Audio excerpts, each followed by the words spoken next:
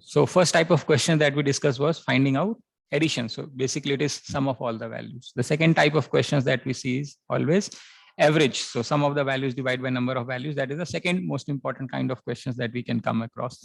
And the third, and of course the most frequently asked question was questions on percentages, right? And we have also covered our topic on percentages, but for a quick recap, I'm sure you understand these formulas, right? So just, in case. So the first was, finding out sum. The second was finding out the average, which is sum of the values divided by number of values. Third is percentage change, which is nothing but final value minus initial value divided by initial value into 100. So that's the basic key formula that we are expected to understand, right? The challenge always is in figuring out this initial value, right? So this is very critical. So what needs to be put in the denominator is actually of importance to figure out the answers. Of course, we also talked about SAGR, that is simple average annual growth rate, which is nothing but, finding out a total average and dividing by the number of years.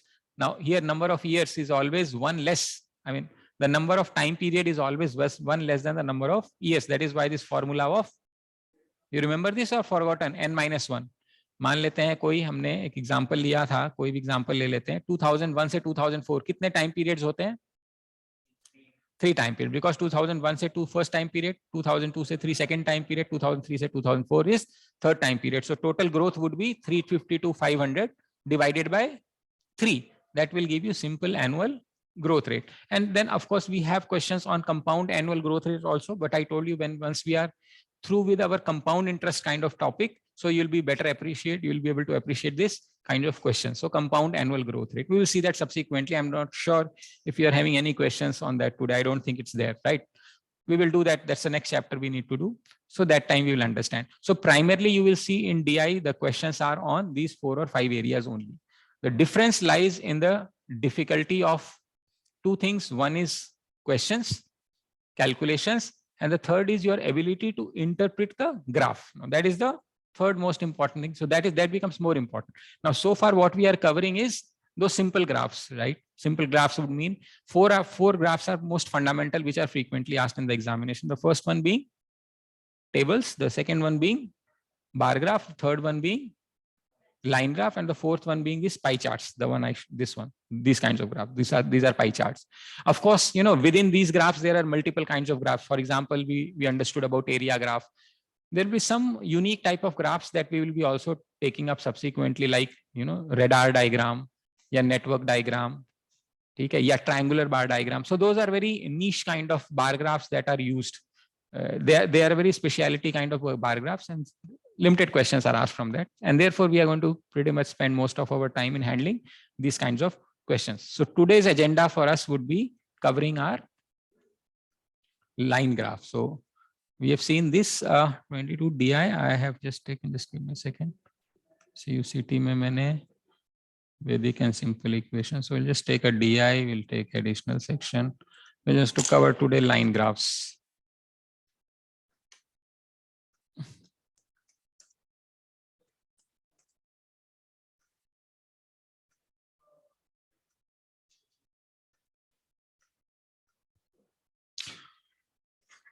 So I told you that, the types of questions and one more questions that you may come across is finding out ratios. I'm sure how do you find out ratios? You just take the 2 values, whatever is the common parameter, you cancel that out and you end up getting the ratio. So we'll try to solve some of these questions on line graphs today so as to have a better understanding. Students online, I'm going to just send you these questions. I'll share you on the group so that we are able to solve them, right?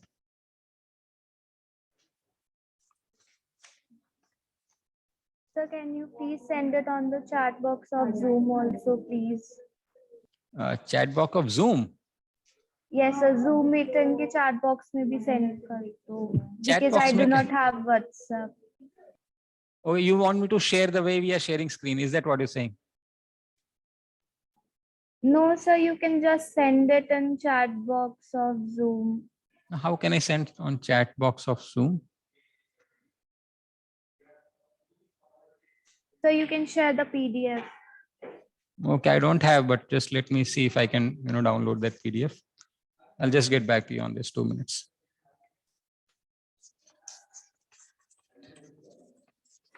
ये लो बेटा, एक बार ना ऊपर अनिल को बुलाना, ठीक है?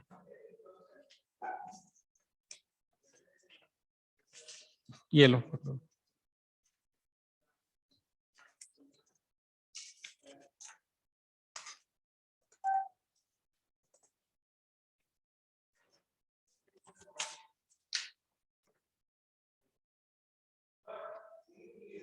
मिल गया सबको? मिल गया क्या? पीछे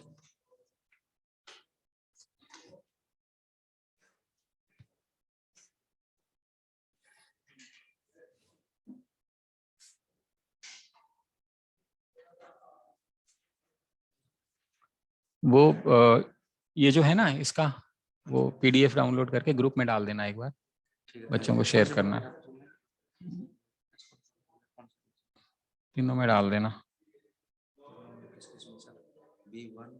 2 और 3 में। हाँ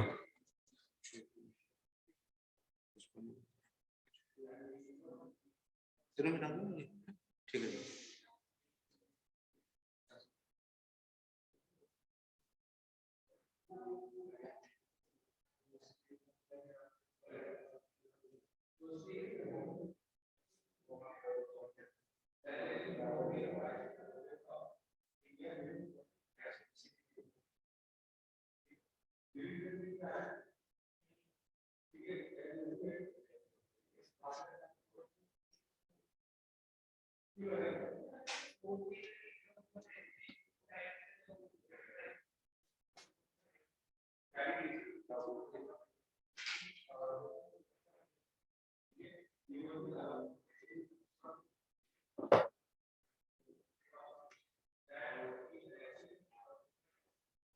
Yeah, Bhumi, I'm just sharing. Just give me a second.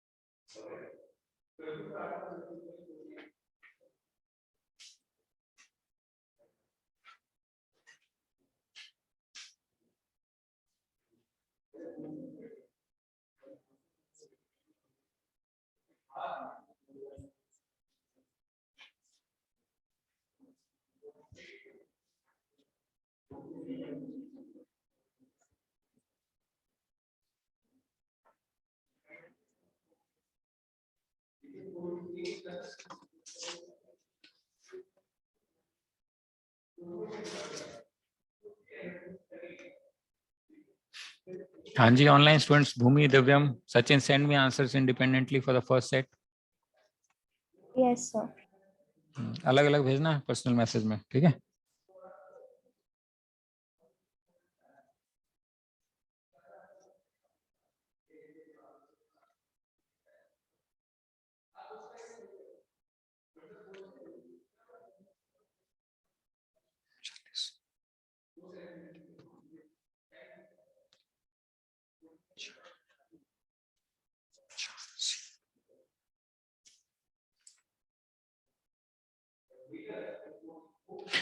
हाँ जी, फर्स्ट सेट हो गया. हाँ 1 to 5 हो गया. हाँ भाई, तेरा हुआ? 3 हुए. तेरे कितने हुए भाई? कर कर. तेरे कितने हुए? 3. ट्राई कर, होएगा. हाँ जी, online please send me ASAP so that we are able to solve this. एक सेट में तो मैं करके बता दूंगा, फिर मैं चाहूंगा कि आप बाकी अपने आप एक बार करेंगे, ठीक है.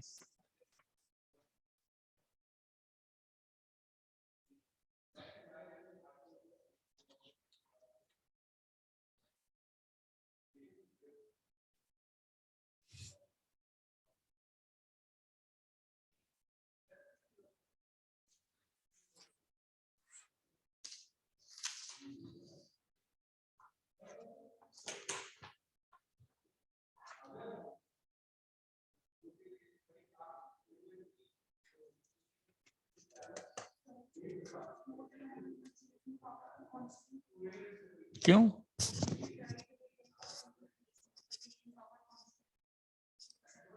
परचेजिंग पावर का क्या मतलब होता है भाई? पहले उतनी क्यों दे रखा है अगले ने? कंजम्पशन तो सेल नहीं दे रखी है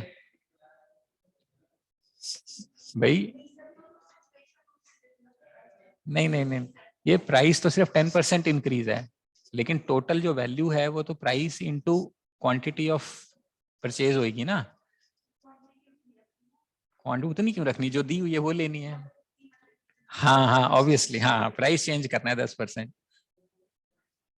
ठीक है, हाँ समझ।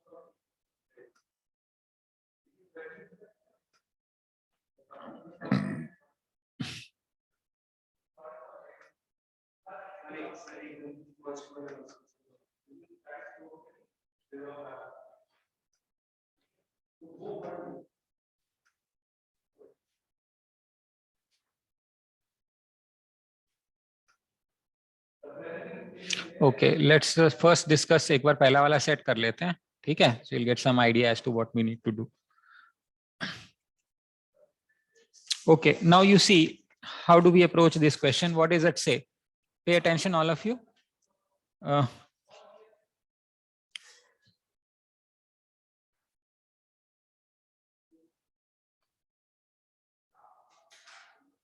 Okay, so it says, exports from steel in 2010 to 2016 in million tons. तो ये जो डेटा है ये क्या दिया हुआ है, मिलियन टन्स में दिया रखा है. किस चीज का मिलियन टन्स में है? It is all about exports. So that means 2010 में 10 मिलियन टन एक्सपोर्ट हुआ, 11 में 30 मिलियन टन, ऐसे so on and so forth. This is the given to अस.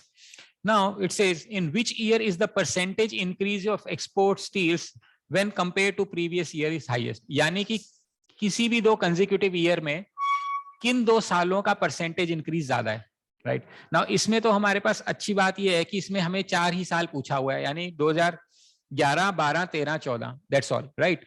ये भी क्वेश्चन हो सकता था अगर इसको थोड़ा और मुश्किल बनाना होता. In any given 2 years it would have been more difficult question. Now how would you do this? Now one way of doing is looking at the formula, final value minus initial value divided by initial value into 100.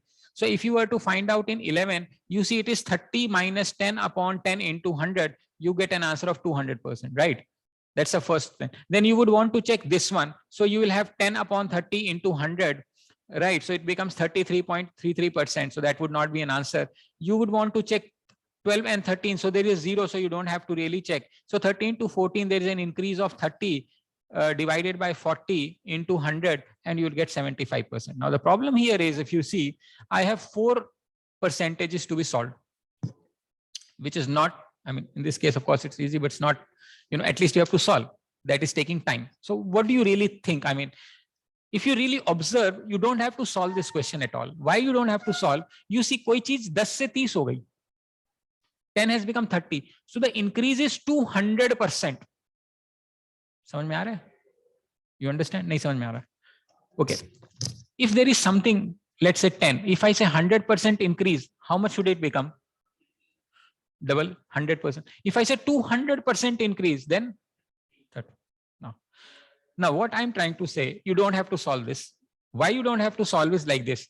The increase is 200% in this case, right? Now, if at all, since it is asking the highest, that means I have to search for values which is more than 200%. More than 200% का मतलब है triple से ज्यादा होना चाहिए. समझ में आ रहा है? 200% इंक्रीज यानी 10 से 30. तो अगर कोई चीज 200 से ज्यादा हो रही है तो ट्रिपल से ज्यादा होना चाहिए. तो अगर इन दोनों को चेक करें, क्या ये ट्रिपल हो गया? तो होएगा ही नहीं आंसर. क्या ये ट्रिपल हो गया? होएगा ही नहीं आंसर. क्या ये ट्रिपल हो गया? सिर्फ देखना ही तो था, तो ये आंसर हो गया. इसमें सॉल्व करने की क्या जरूरत थी? करने की कोई जरूरत नहीं थी. It could have been solved without solving it, मतलब without actual any kind of calculation. ये कर सकते थे अपन ऐसे. बता मेरे से पूछ, क्या पूछ है? ट्रिपल मतलब 10 का 30 हो गया.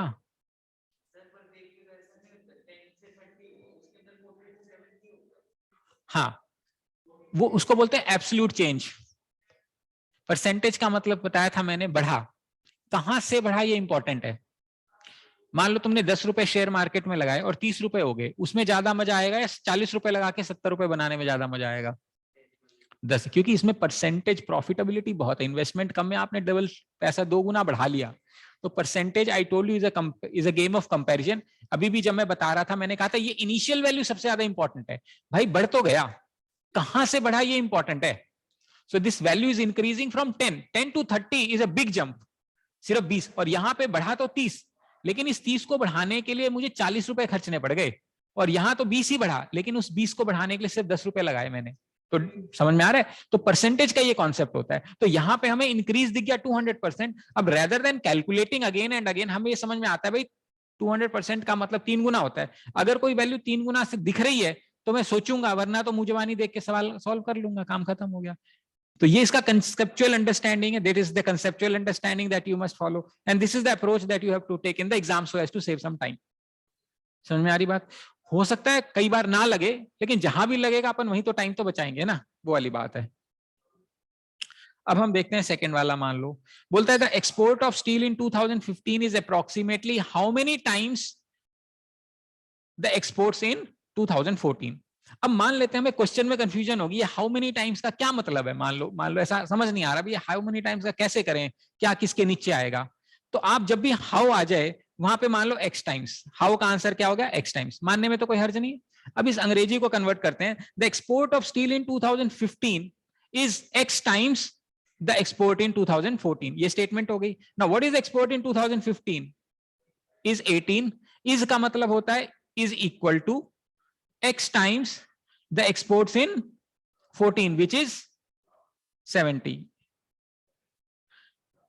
You understand this? So if there is a confusion, we can always use something like this. So what is the x key value? 8/7.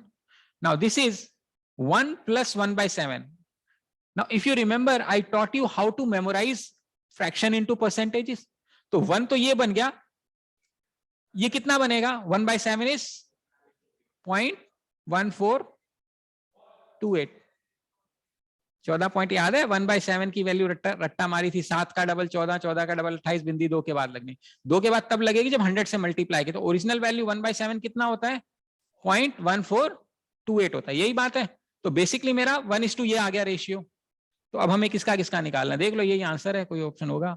1.14 है तो हमने तो 1428 तक भी निकाल दिया। अगर हमारे चारों ऑप्शन 1.14 के बाद होते तो भी हमें पता होता, because we know what is the percentage in terms of 1/7 in 200। तो ये भी कोई ज्यादा लंबी कहानी नहीं थी। कहानी कंफ्यूजन कहां होती है? इस स्टेटमेंट को समझ नहीं आता है। तो जहां पर भी हाउ आ जाए या हाउ मेनी टाइम्स आ जाए, कंफ्यूजन हो जाए, कोई बात नहीं, make a x, make a y and then frame an equation, you will always get your answer without problems. Should not be. समझ में आई भाई? हाँ जी, ऑनलाइन बच्चों समझ में आ रही है? Yes sir. ठीक है, यस सर। गुड। तो हम देखते हैं थर्ड वाला क्वेश्चन क्या बोलता है। थर्ड वाला क्वेश्चन बोलता है the average exports of steel in the given period is approximately how much more than the exports in 2012। यानी कि 2012 में जो एक्सपोर्ट है वो कितना है? 40। अब ये बोल रहा है ये कितना ज्यादा है, किससे? एवरेज एक्सपोर्ट से। कितना ज्यादा है ये? Average export. तो एवरेज का कॉन्सेप्ट लग गया यहाँ पे, तो इसका मतलब मुझे ऐड करना पड़ेगा। तो ऐड करना बहुत आसान है क्योंकि इजी वैल्यू है। 10 + 30 40, 40 + 40 80, 80 + 40 is 120, 120 + 70 190 एंड 190 + 80 कितना बनेगा? 0। 270, 270 + 85 कितना बनेगा? 5, 5, 3। ये आ गया। कितने से डिवाइड करना है? मेरे पास 7 साल है, तो डिवाइड बाय 7। तो 7 5 35, ऊपर से उतारेंगे 5, नहीं जाने की लगाएंगे हम 0, ये उतारेंगे 7 7 49, समथिंग आ जाएगा 50.07। अब हमें देखना है कितना ज्यादा या कम है। तो इसका एवरेज इज 50.7 और ये 40, तो कितना ज्यादा है? 10.7 मिलियन टन ज्यादा है। Now we have to look at the answer if any answer is matching. और पूछा भी उसने अप्रोक्सीमेटली है, तो क्लोजेस्ट क्या होगा? 10 ले या 11 ले? वेरी गुड, तो आंसर मेरा 11 आ जाएगा। That is how we solve it. क्या होता? हाँ, वो एक्चुअली क्या होता है, अप्रोक्सीमेशन में डेसिमल के पहले वाली डिजिट इवन होती है, तो आप हायर वैल्यू लेते हो, ऑड होती है तो लोअर वाली वैल्यू लेते हो। 10.5 आता तो क्वेश्चन अच्छा नहीं होता, because it is mid way of 11 and 10. So he's not expecting you to figure out the process of approximation, and therefore he will not be asking you that kind of question. ठीक? Now, then he's asking if the price of the steel is increased by 10%. Okay, this is where most of you are in trouble.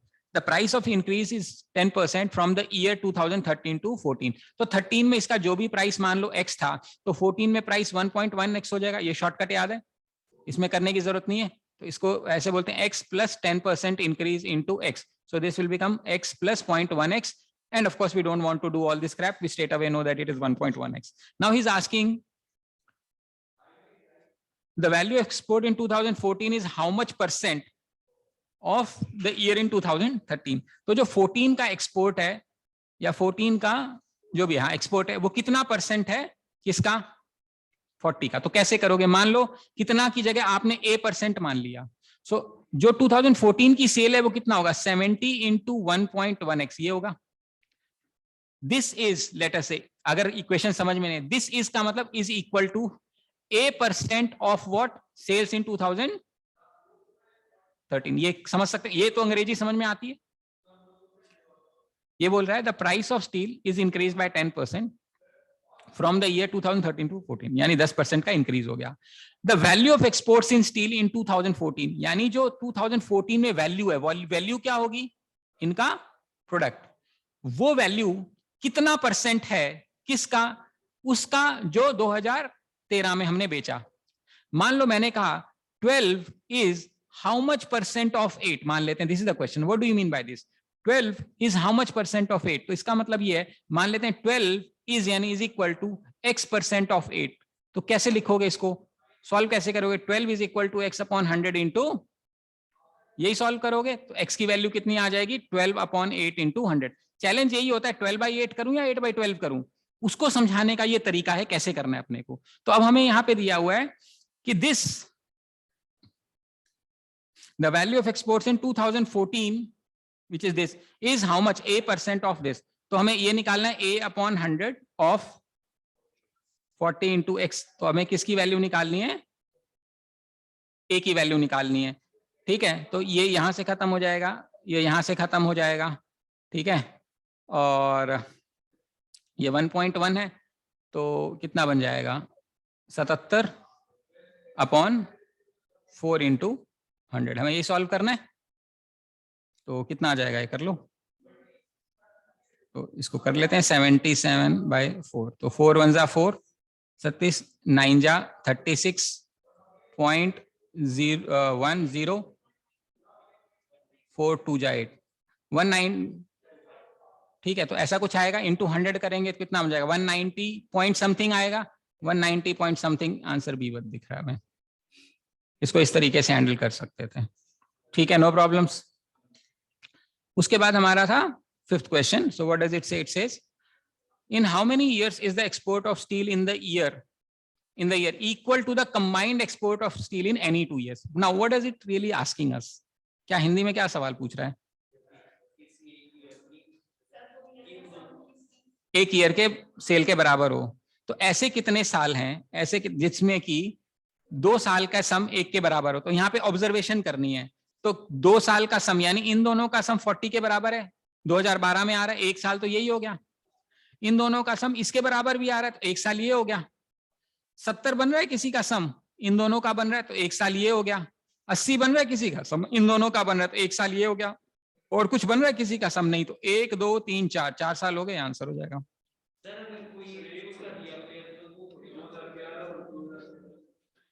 Question पढ़ो। इन how many years, ऐसे कितने साल हैं जिसमें कि export equal to combined export of any 2 years, यानी हमें उतने वो सारे साल निकालने हैं जहां पे जिस साल की सेल बचे हुए सालों 2 सालों की सेल के बराबर हो। तो 2011 में क्या ऐसा पॉसिबल है? 2012 में क्या ऐसा हो रहा है किसी 2 साल के बराबर है? हो तो रहा है, देख 2012 में 10 प्लस 2013 में भी हो रहा है। हाँ, तो 2 साल हो गए ना जिसमें ऐसा हो रहा है, और ऐसे ही 14 में हो रहा है। 2 बार कहां हो रहे हैं? 70 है, 30 प्लस 40 हो तो रहा है लेकिन साल तो वही है 14वां। क्वेश्चन क्या है, कितने साल ऐसे हैं, तो 14वां साल ऐसा है। हाँ मैं क्लास में था यार एक बार। हाँ बोलो क्या कह रहे हो। नहीं एनी 2 इयर्स। हाँ कंसेक्यूटिव थोड़ा ना पूछा, कोई भी 2 साल बोल रहा है, ऐसे कोई भी 2 साल पकड़ लो जिसका जोड़ किसी तीसरे साल के टोटल के बराबर है, ऐसे कितने साल है ये पूछ रहा है। हाँ बेटा बोल। देख नहीं नहीं नहीं नहीं ऐसे नहीं है। नहीं नहीं 2 पेयर नहीं, पेयर तो 2 बने हैं। ऐसा कितने सालों में हुआ है। 30 और 40 70 जो 30-40 का पेयर बन तो रहा है, कितने सालों में हो रहा है, एक ही तो साल में बन रहा है। 2014 में ऐसी पोजीशन बन रही है ना।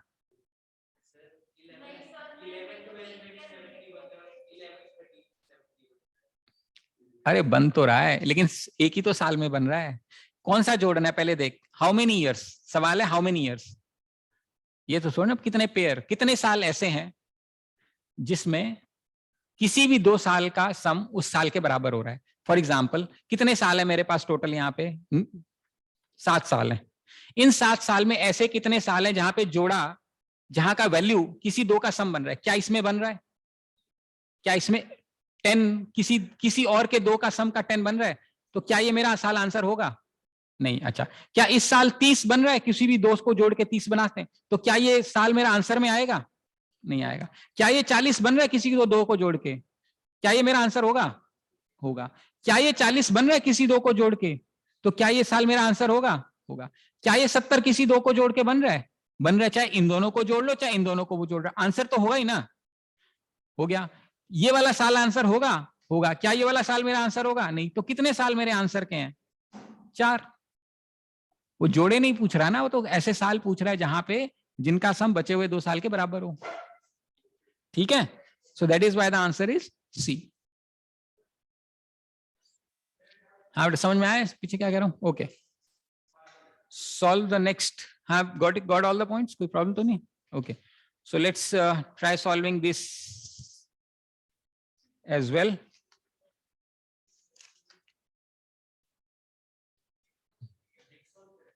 हाँ बेटा, हाँ नेक्स्ट सेट करो, नेक्स्ट वाला भी इंपॉर्टेंट है।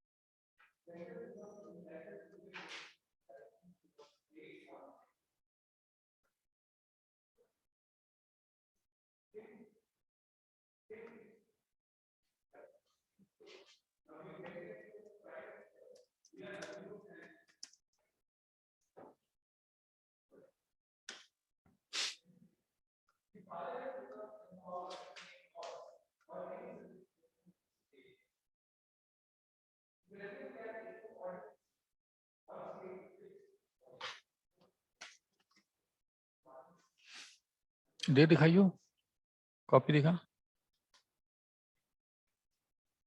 इतना क्या जोड़ रही है ये सब हैं?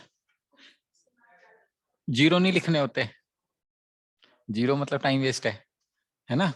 लाख में ही पड़े रहते, मिलियन में ही पड़े, अनलेस आखिरी में वो काम करेंगे, नहीं तो बहुत ज्यादा टाइम लगेगा उसको करने में। ठीक है,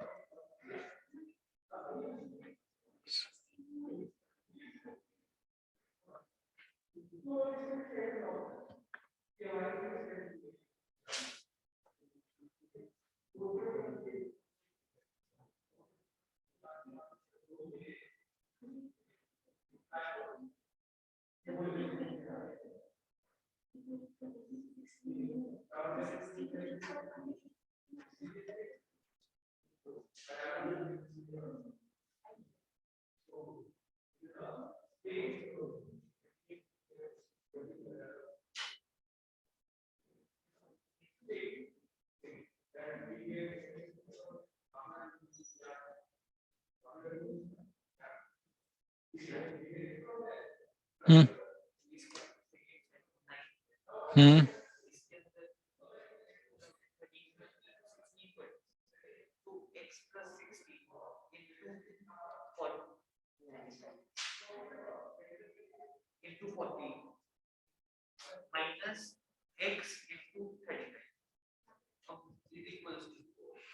वही तो निकालना, माइनस करके निकालना है, क्या आएगा?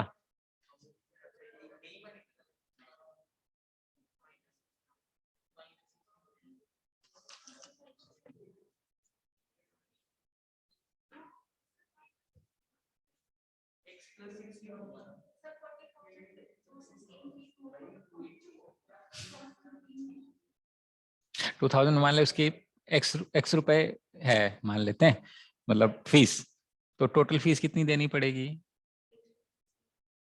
ना ना, 13 में कितनी देनी पड़ेगी? 13 अच्छा ज्यादा है, 12 में मान लो एक्स है, 12 में उसकी फीस एक्स है, कितने बच्चे हैं 12 में? 40, तो 40 एक्स फीस होती है। अगले साल कितने बच्चे हैं? तो अच्छा, तो इसमें 35 एक्स फीस आएगी। अगले साल कितनी फीस आएगी? इंटू, इक्वेट क्यों करेगी?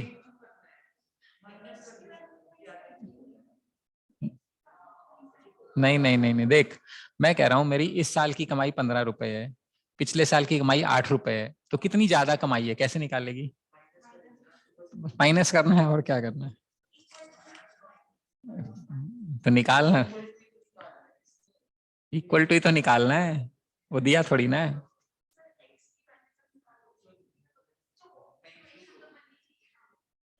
ऑप्शन देख, ऑप्शन देख, ऑप्शन देख, देख तो ले, ऑप्शन तो देख ले, समझ में क्या बता रहा हूँ। बस फिर तो इतनी टेंशन ले क्यों रही है, तो फिर क्यों परेशान हो रही है? जब एक्स इक्वेशन नहीं बन रही है, क्योंकि वो अननोन क्वांटिटी है, तो डिफरेंस आप निकाल नहीं सकते, तो कैन नॉट बी डिटरमाइंड। हाँ ऑब्वियसली सही तो है, बट उसमें एक्स अननोन है और इक्वल टू कुछ है नहीं, तो इसका मतलब एक्स निकाल नहीं सकते, और क्या, यही बात है, और क्या। भाई अगर वो बोलता कि भाई पहले 50 रुपए लगती थी, अब 66 लग रही है या 56 लग रही है, 16 एक्स्ट्रा जोड़ दो, तो आप डिफरेंस निकाल सकते थे, बट वो एक्स पता तो नहीं अपने को, डिफरेंस कहाँ से निकालेंगे? या तो ये होता ना, पॉपुलेशन सेम होती तो भी निकल जाती, लेकिन अब वो भी सेम नहीं है ना, इसलिए पंगा है।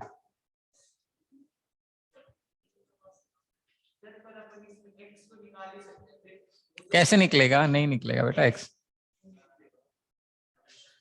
ठीक है भूमि, सही है तुम्हारा, 9 10 तो ठीक है। हाँ कर लो, मुझे भी कुछ करने दो, मैं भी देख लूं क्या क्वेश्चन है। ठीक है, क्या आप, हाँ इक्वल टू दिया तो नहीं ना? हाँ ये निकालना है, इज इक्वल टू जो आएगा वो नहीं, माइनस एक्स की वैल्यू कैसे आएगी? नहीं आएगी ना, कटे, अगर सेम नंबर होता 35x कट जाता, लेकिन सेम नहीं है, एक में 35x है, एक में 45x है, तो कटेगा नहीं ना, यहाँ पंगा है।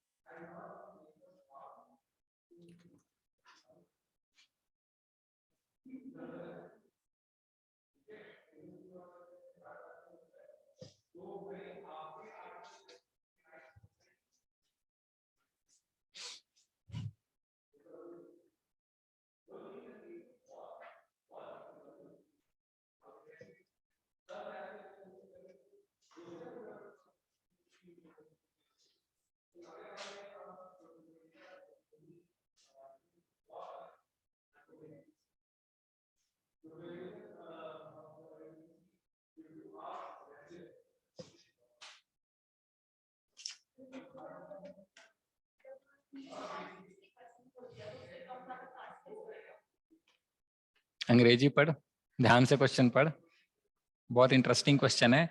10% किसका दिया है? अपीयर्ड का। और पास परसेंट का डिफरेंस किससे पूछा है? पास वाले से। ध्यान से पढ़, ध्यान से। अच्छा क्वेश्चन है ये। क्वेश्चन में कोई मैथ नहीं टेस्ट कर रहा, कंसंट्रेशन टेस्ट कर रहे हैं।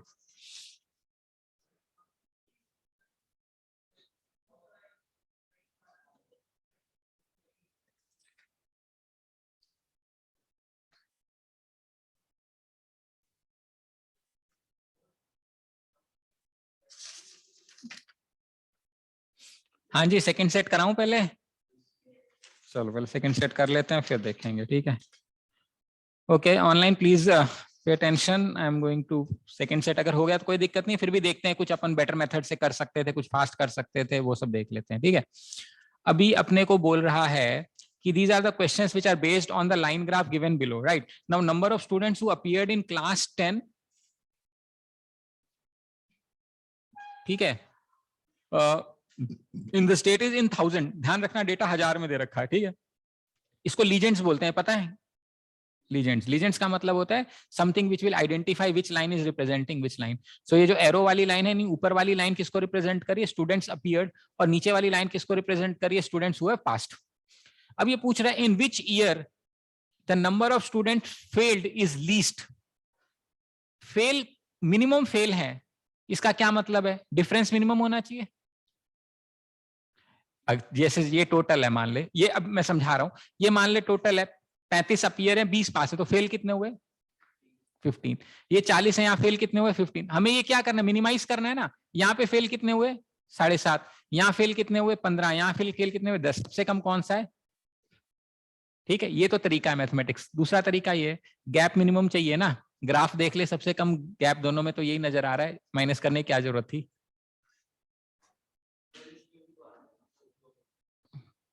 इसका गैप और इसके गैप में फर्क नहीं दिख रहा क्या?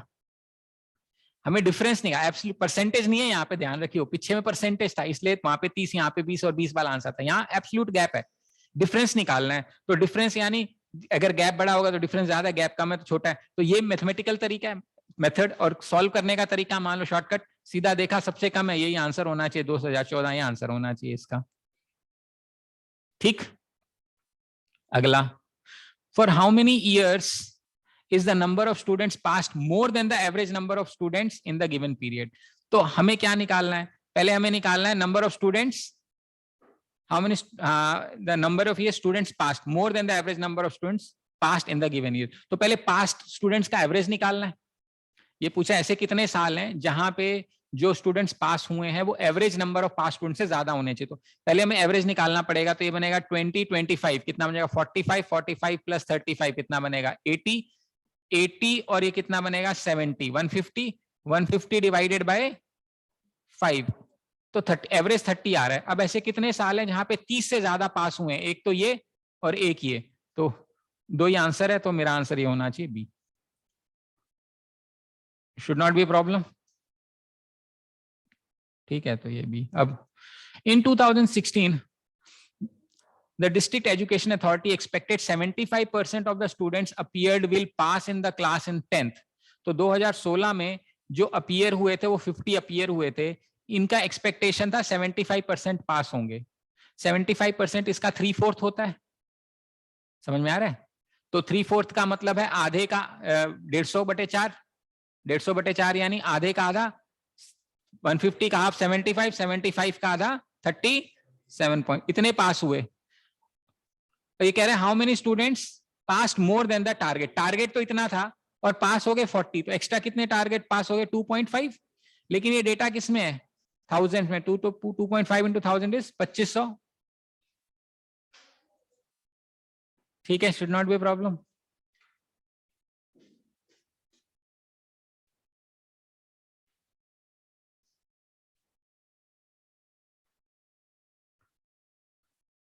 अच्छा, in the examination the fees paid है, मेरे को देखना, fees paid by 2013 is 16 more than that in 12। अब 2012 में मान लेते हैं फीस पेड 212 में मान लेते हैं फीस पेड x है, तो 2013 में फीस पेड कितनी हो जाएगी? x plus 16। अब ये कह रहा है what is the difference in between the total examination fee paid by the students in 2013 and 2012? यानी टोटल फीस 2012 में कितनी मिलेगी, fees into number of students, number of students कितने हैं 35, और यहाँ पे फीस पेड कितनी है इतने 40। अब क्या पूछा इनका डिफरेंस, तो यहाँ पे फीस आई है 40 इंटू एक्स प्लस 16 और यहाँ पे फीस आई है 35 इंटू एक्स। डिफरेंस का मतलब ये इसकी वैल्यू हमसे पूछ रहा है, इसकी वैल्यू पता नहीं चलेगी क्योंकि एक्स की वैल्यू हमें पता नहीं। अगर यहाँ बच्चे भी 35 ही होते फिर तो आंसर आ जाता क्योंकि 35x कट जाता, बट यहाँ पे बच्चे भी बदल गए हैं, फीस भी बदल गई है, इसलिए हम नहीं निकाल पा रहे हैं। तो answer is can not be determined. ठीक, यहां पे देख इन 2015 10% of students who appeared passed with at least 60% marks. अब 2015 में कितने बच्चे अपीयर हुए हैं 45, उसमें से 10% यानी 4.5, ये कितने परसेंट आए इनको 60% से ज्यादा है, इतने बच्चों को 60% से ज्यादा है। अब पूछ रहा है how many students passed but secured less than 60% marks. कितने स्टूडेंट पास हुए हैं, पहले तो ये निकालो 2015 में कितने स्टूडेंट पास हुए, 30 स्टूडेंट पास हुए हैं, ये टोटल पास हैं। इन 30 मतलब 30,000 बच्चे पास हुए। इन 30,000 बच्चों में से ये 4500 वो बच्चे हैं जिनके 60% से ज्यादा हैं, तो बचे हुए लोगों के 60% से कम होने चाहिए। टोटल पास ही है, इस पास में तो ये भी आ गए ना, तो 4500 के बच्चों के मार्क्स ज्यादा हैं, तो बचे हुए बच्चे यानी 2500 पास, इन बच्चों के 60% से कम रहे होंगे, तो ये आंसर है मेरा। नहीं समझ में आया, उसको नहीं आया। टोटल 30,000 बच्चे पास हुए, ये एक कहानी है, मतलब टोटल पास कितना 30,000, उसमें से कुछ बच्चे 60% से ज्यादा हैं और कुछ बच्चे 60% से कम है। हाँ, तो एटलीस्ट 60% का क्या मतलब है,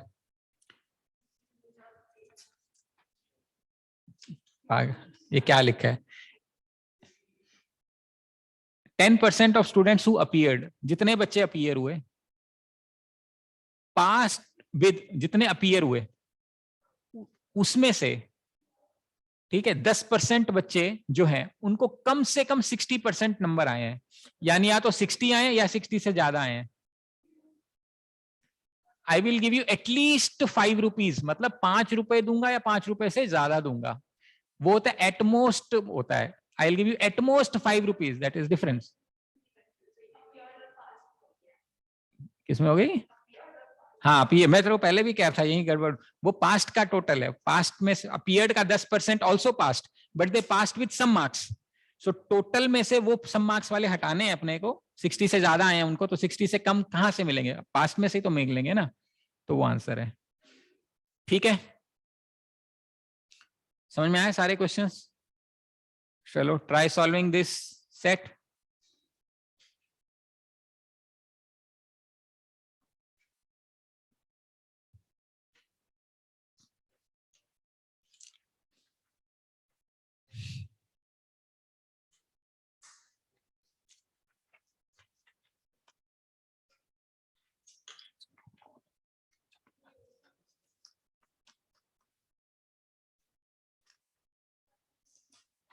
Study the following line after the answer the question.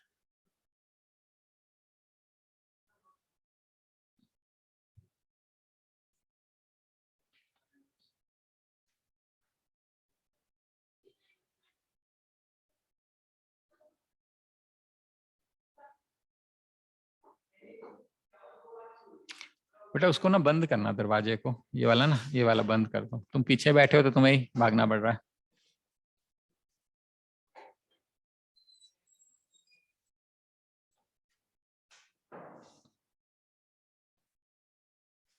Weird past distinction.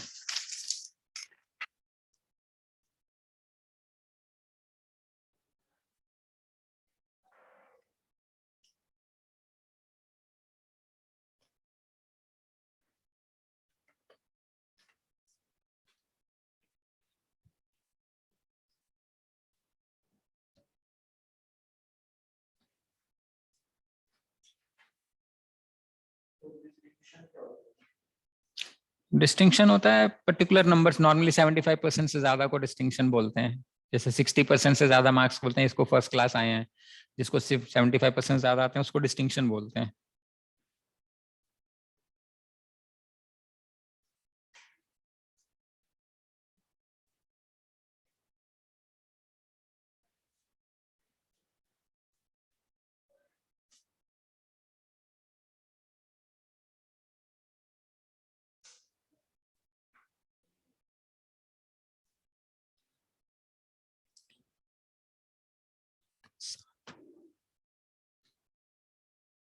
$150, 1400, 1800, A, 16।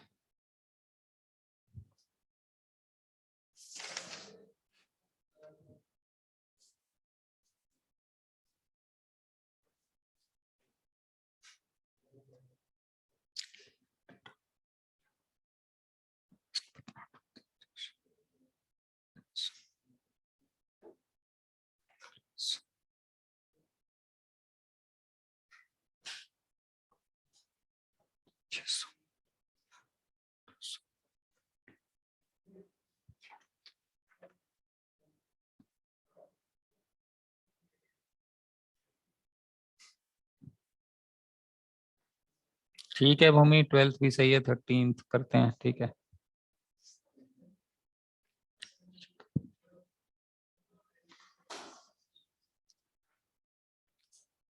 12, 14, 15, 17, 12,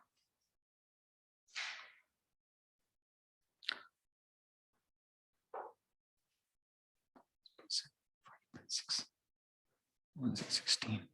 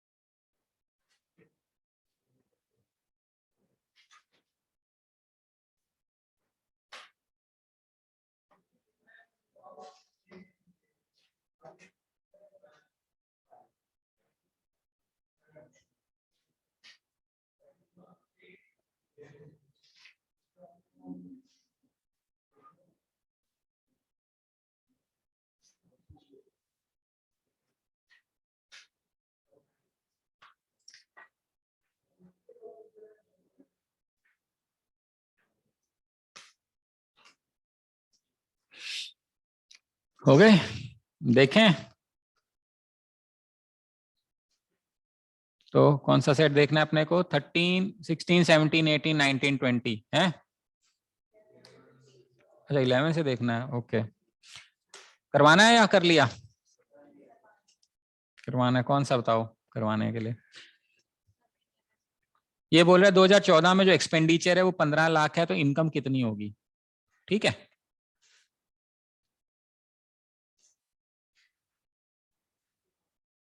accounts के स्टूडेंट हो? किसके?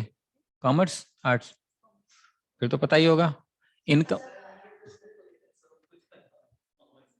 अरे तू सुन, क्या जरूरी नहीं है, ये फॉर्मूला पता है, परसेंटेज प्रॉफिट निकालना आता है एक्सपेंडिचर में, इनकम माइनस एक्सपेंडिचर, यही बात है। तो जो इनकम होएगी, इनकम होएगी वो जो भी प्रॉफिट है, मान लो 20% प्रॉफिट है, तो मान लो 1.2 एक्सपेंडिचर, ऐसा लिख सकते हैं नहीं लिख सकते? या इसको करके बताऊं? पहले बताओ, ये समझ में आ रहा है क्या किया मैंने? इफ मान लेते हैं तुम्हारा एक्सपेंडिचर ही है, 20% प्रॉफिट कमा रही हो, तो इनकम कितनी हो जाएगी? 1.2 ही हो जाएगी। वो यही फॉर्मूला है।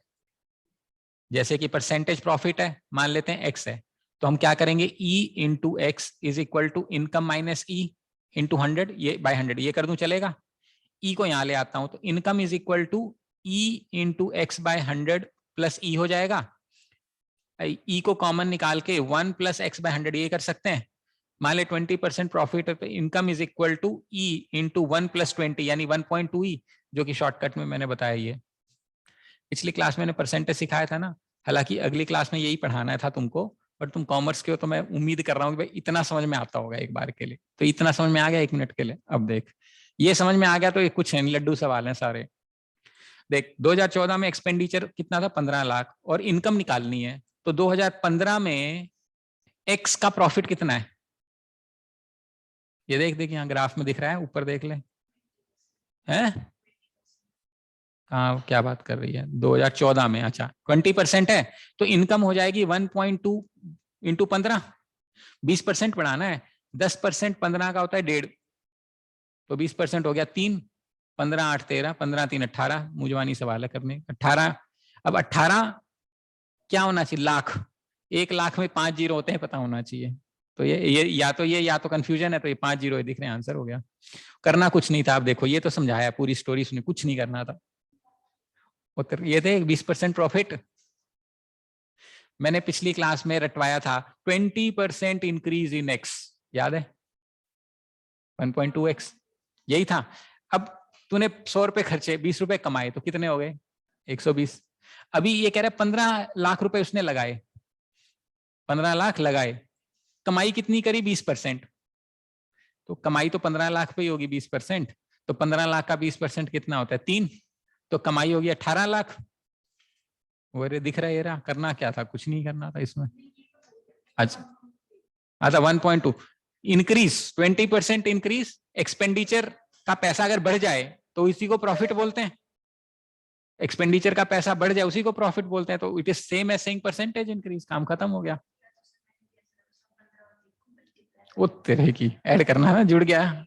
या तो 1.2 से मल्टीप्लाई कर देती। हाँ चलो कोई बात नहीं, ठीक है। अगला वाला ये करा 13 12वां, यही तो फंस रहा है। अच्छा चल कोई चक्कर ही नहीं। देख, if 2013 the ratio of income of two companies X and Y is 2:3, यानी कि income of X and income of Y का रेशियो क्या है 2/3। इनकम क्या होता है, एक्सपेंडिचर इनटू 1 पॉइंट प्रॉफिट वाला।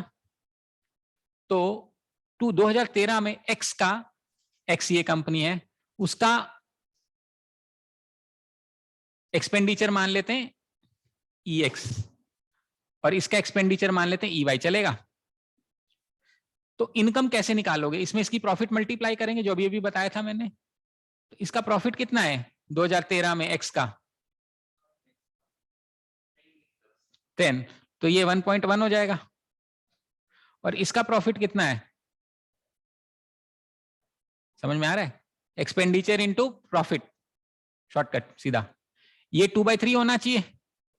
अपने को ई एक्स बाई ई वाई निकालना है, क्रॉस मल्टीप्लाई करेगी 2/3, ये यहां आ जाएगा 1.15 डिवाइडेड बाय 1.1, यही करना है अपने को। इसको करेगी तो कितना बनेगा 2.3 बनेगा, इसका डबल करेगी तो ये 3.3 बनेगा, बिंदी हटा दे तो 23/33 क्वेश्चन हो गया। क्या दिक्कत है बता। अब अगर तुम सोच रहे हो कि सर ये फॉर्मूला लगाएंगे और करेंगे तो भैया फिर नहीं होएगा क्वेश्चन एग्जाम में। इतना तो कॉमर्स का फायदा उठाना पड़ेगा तुमको।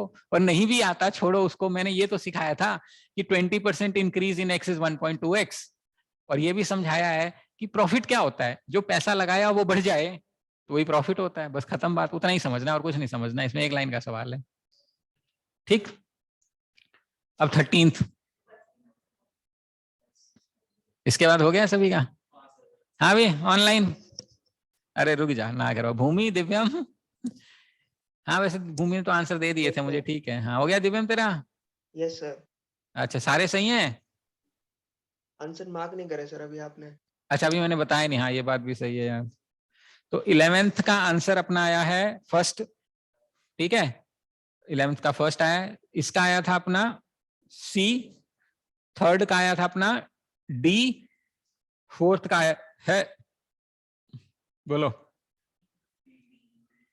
D, very good.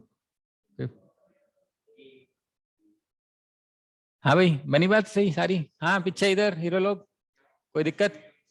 हाँ भी नेक्स्ट करते हैं, हो गया ये। अगला अटेम्प्ट कर रखा है ना सबने थोड़ा बहुत। चलो कोई नहीं, देखते हैं कितना हुआ है। वो ये सोच रहा है कि हो जाएगा तो छुट्टी मिल जाएगी। रुक जा एक मिनट, देखते हैं तेरे कितने हो गए। बाकी भी हो गए क्या, 20 21 22 23 भी हो गए क्या। इसका बचा है, तब तक तुम बाकी लोग कर लो, फिर ये तब तक 20 कर लेगी पूरा। ना ना होमवर्क क्या, होमवर्क किताब दे रखी है तुमको, किताब मिलेगी उसमें करना, घर में जाके हम यही करेंगे। होमवर्क क्या क्या है, करो करो करो, आधा घंटा पड़ा है।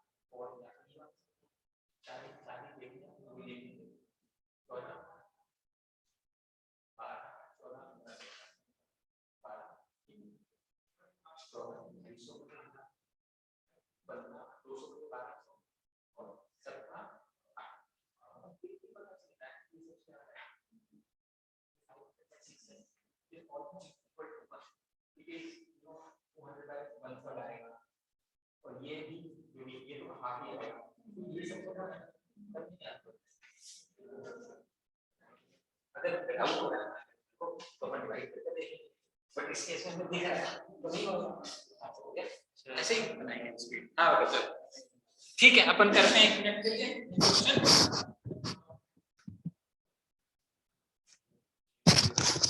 तो कौन सा वाला करना है अपने को? 16? अच्छा, पहले बताओ करवाना कौन कौन सा है, मैं एक बार। हाँ, मैं जल्दी नहीं जाने दूंगा, चिंता मत कर, वो तू चेक करवा करवा किसी को। हाँ भाई, 16th आया सभी का? क्या है आंसर? 1 मिनट। 16th का 1800, ठीक है। 17th आया सभी का? और 18th? सी पक्का निकाला था सबने? क्यों निकाला था, जरूरत ही नहीं थी। दिख रहा है? अबे देखिए, दिख रहा है। चल छोड़। है? हाँ, कैप कम है और डिनोम मतलब ऑलमोस्ट 1 के आसपास, 100% के आसपास आ रहा है, बचा हुआ थोड़ा दूर दूर आ रहा है। चलो 19th।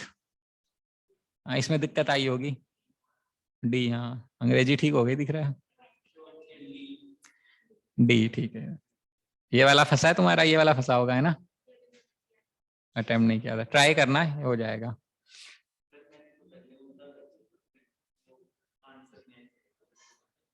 अच्छा चल, कोई नहीं कोई नहीं, कर कर।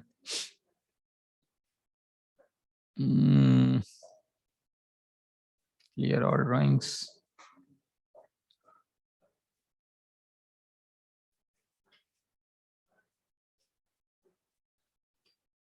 अच्छा, ये तो लास्ट सेट है, वेरी गुड, कर लो, अच्छा फील आएगा कि हमने आज कुछ किया है।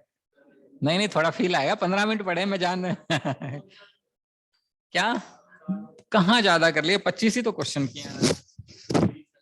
20 किए, अभी 5 लोग करेंगे, 25 हो जाएंगे।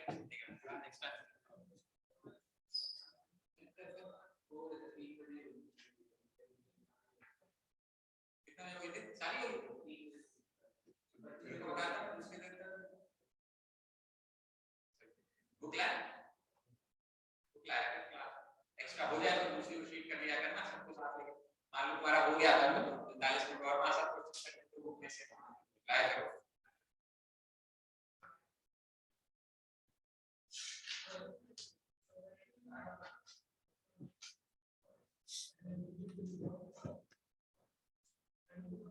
पच्चीस मिनट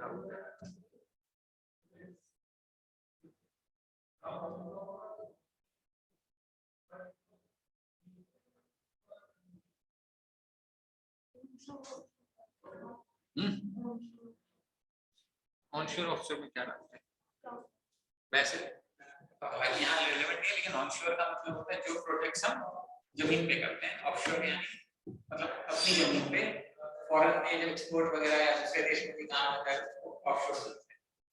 और अगर ड्रिलिंग, ऑयल ड्रिलिंग वगैरह से रिलेटेड है, मान लो कंसर्न है, तो जो जमीन पे ड्रिलिंग करके तेल निकालते हैं ऑनशोर होती है, तो जो समुद्र में निकालते हैं ऑफशोर होती है।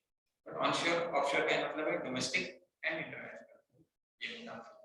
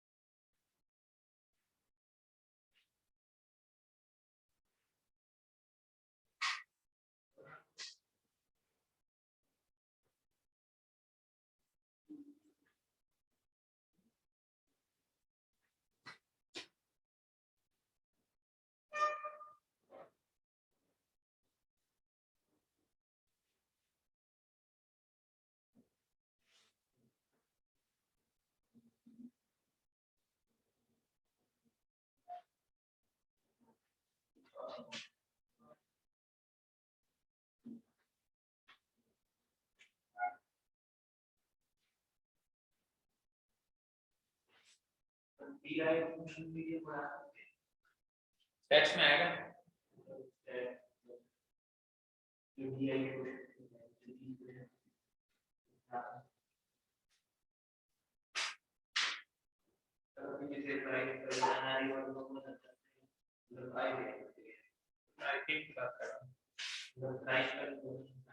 अब ऐसे मीन मीटिंग मोड को आ सकते हैं इसको, ये भी मैथ्स ही तो है, 70 मीन मीडियम और मैथ्स में तो हमें पढ़ना ही है, उसको इसमें पूछने के लिए आप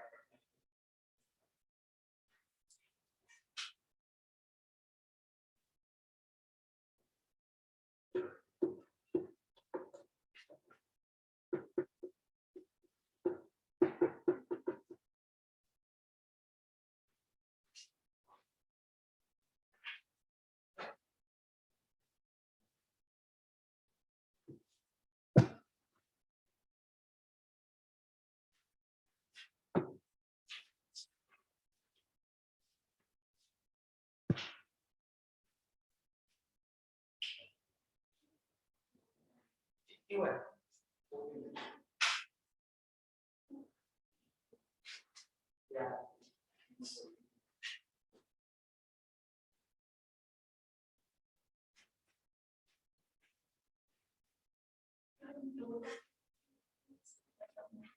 क्या नहीं समझना क्या है, नीचे नीचे जैसे 2012 में उन्होंने 15 प्रोजेक्ट कर दिए ऑनशोर, 28 कर दिए ऑफशोर, 43 कर दिए और 40 एस्टिमेटेड थे, 3 फालतू कर दिए।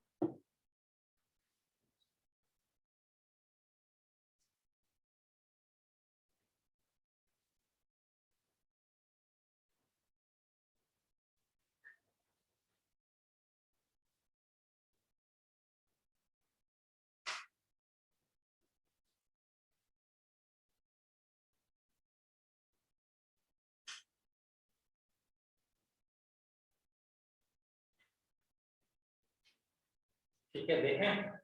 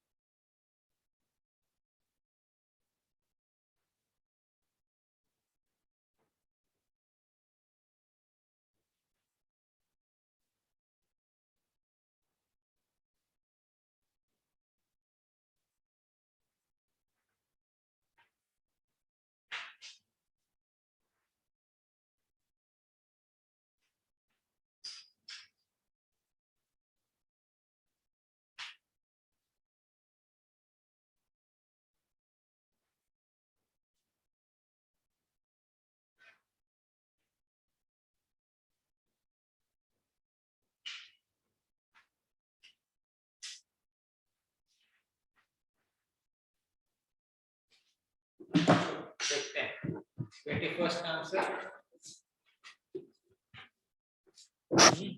डी। 25 अभी देखते हैं। 25 में तो कुछ करना ही नहीं था, मैं तो कुछ किया ही नहीं, ऐसे आंसर दिख रहा है। एनीवे बोलो कौन कौन सा तुम्हारा, कौन कौन सा फंसा है? नहीं, ओके पहला फिर मैं एक करवा देता हूँ आपको। ये बोल रहे details of project undertaken by Ramcharan consultants. तो यहाँ पे हमें दिया एस्टिमेटेड प्रोजेक्ट, यानी वो सोच रहे थे कि हम 40 करेंगे, उन्होंने कितना किया? ऑफशोर में उन्होंने 28 प्रोजेक्ट किए और ऑनशोर में उन्होंने 15 प्रोजेक्ट किए, मतलब वट एवर वॉज एस्टिमेटेड उससे ज्यादा उन्होंने काम किया। ठीक है, फिर बोलता है ऑल द फिगर्स देखो represent at values at the end of financial year. ठीक है, and each project in 2012 was 25 crore. तो एक प्रोजेक्ट की कीमत कितनी थी? 25 करोड़ रुपए।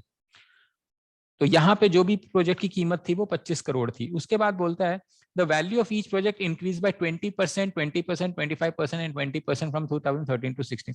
तो यहाँ पे मेरा जो प्रोजेक्ट कॉस्ट बढ़ा वो 20%, यानी 20% यानी 5 यानी 30 करोड़ हो गया।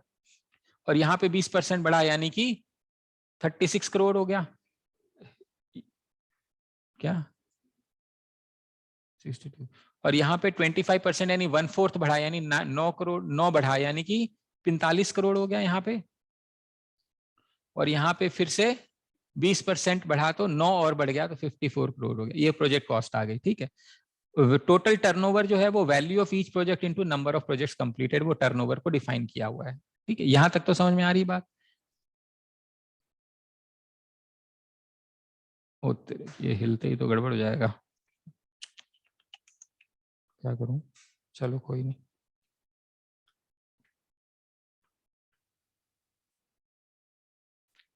During 2013 what is the total turnover of project? 2013 में टोटल टर्नओवर निकालना है, तो टोटल 28 + 15 इतने प्रोजेक्ट किए उसने? 43 प्रोजेक्ट्स किए 13 में। अच्छा 13 में रुक जा, 13 में 57 प्रोजेक्ट किए हैं और एक प्रोजेक्ट की कीमत 30 करोड़ है। तो 0 7 3 21 2 5 15 117 1710 आंसर आ गया डी। ठीक है, अगला approximately what percent did the total turnover of Ram consultants exceeded the estimated turnover to 2015। अब क्योंकि परसेंटेज पूछा है, ऊपर और नीचे रेट से मल्टीप्लाई करके कैंसिल करने का क्या पॉइंट है? सीधा सीधा आंसर निकाल सकते हैं अपन। 2015 में क्या था? 2015 में बी टोटल कितना है? Approximately what percent is the total turnover exceed estimated turnover. तो टोटल उसने करना था 55 और उसने कर दिया 62, है ना? तो अगर मैं वैल्यू भी मल्टीप्लाई करूं तो इंटू 45 करना पड़ेगा।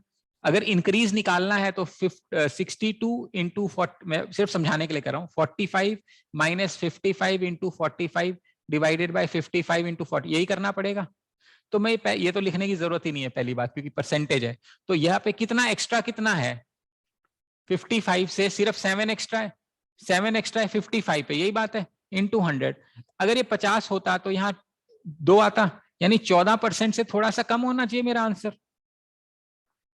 कैलकुलेशन की भी जरूरत नहीं है, 55 की जगह 50 मान लेते तो 14%, लेकिन 55 है तो answer will reduce, the answer is 14 से थोड़ा सा कम आएगा, वो एक ऑप्शन नजर आ रहा है 13.5 के आसपास, अब आंसर हो जाएगा। ठीक है, next, during which of the following year is the turnover of offshore project not more than 150% of the onshore project. अब ऑफशोर और ऑनशोर में कह रहे हैं 150% से कम होना चाहिए, यही बात है। 150% का मतलब होता है 1.5 गुना, यही बात है। तो इसका क्या मतलब होता है?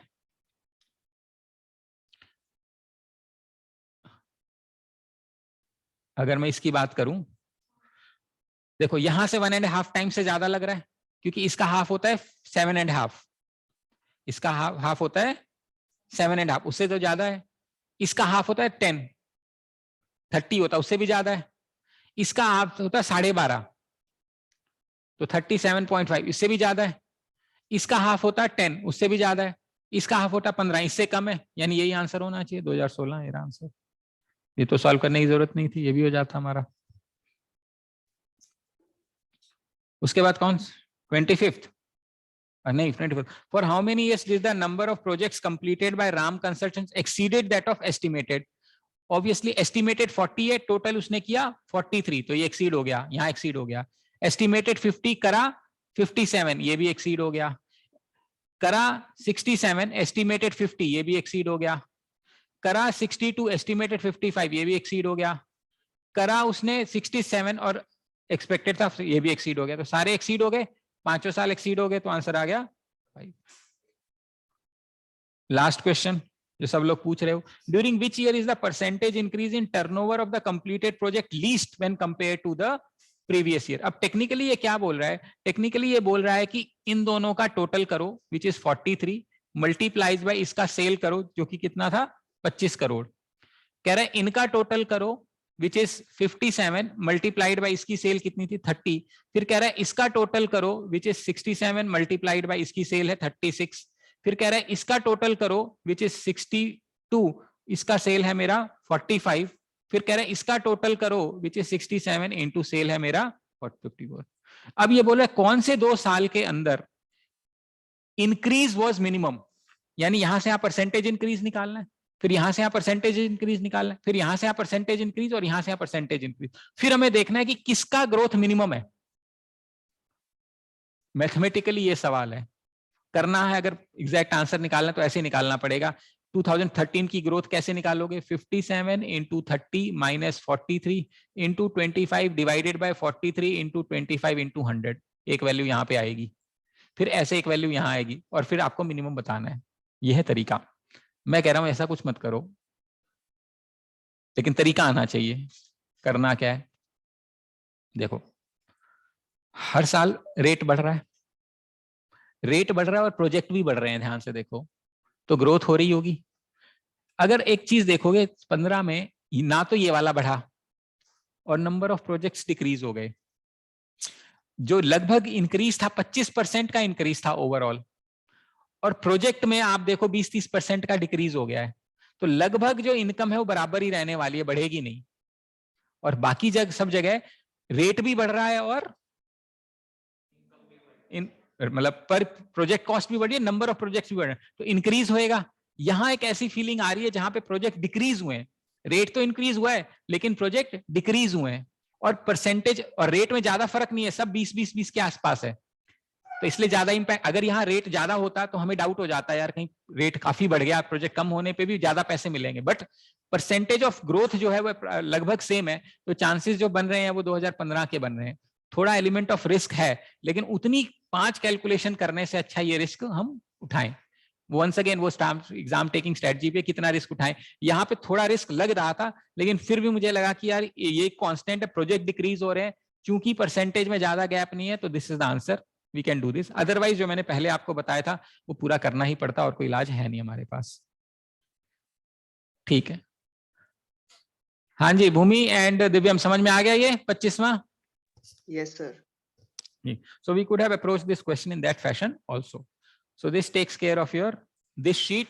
इस 25 में से कितने कितने क्वेश्चन सही हुए हैं तुम्हारे? हाँ भाई, कितने क्वेश्चन से? सारे तो मैंने करवाए सही तेरे को, पहले उतने गलत हुए हैं. हाँ दिव्यम, और तुम भी बताओ तुम्हारे कितने सही हुए हैं, कितने गलत? कौन सा गलत हुआ? अच्छा तेरे? हाँ सारे में कितने सही, कितने गलत, कितने नॉट अटेम्प्ट? ठीक, नॉट 6